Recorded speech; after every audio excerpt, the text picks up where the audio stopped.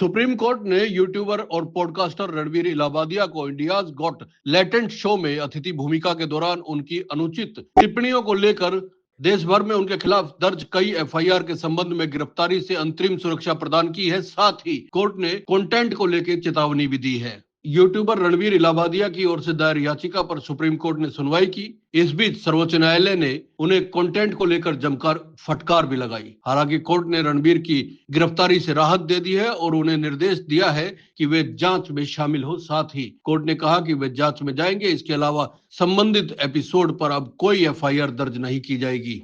वहीं supreme court में रणवीर की ओर से पेश हुए वकील अभिनव चंद्रचूड़ ने कहा कि कई राज्यों में मामले दर्ज हैं, उनकी जान को खतरा है। जस्टिस सूर्यकांत ने कहा कि आप लोगों के माता पिता को बेइज्जत कर रहे हैं, ये गंदे दिमाग की उपज है। आपके पास भारी संपत्ति है, 2 अलग अलग एफआईआर का बचाव आप कर सकते हैं।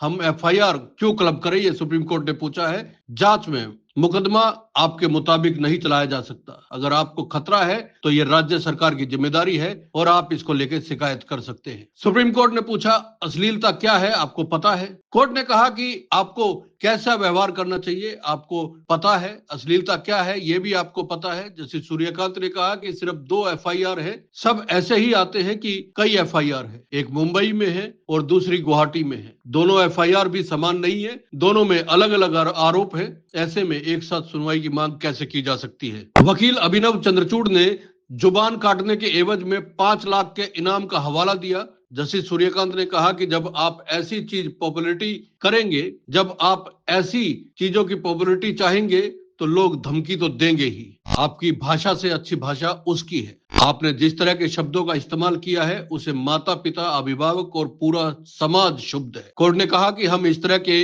व्यवहार को प्रमोट नहीं कर सकते, कानून अपना काम करेगा। साथ ही कोर्ट ने कहा कि आखिर वह पुलिस स्टेशन क्यों नहीं जा रहे, वकील किस हैसियत से गए।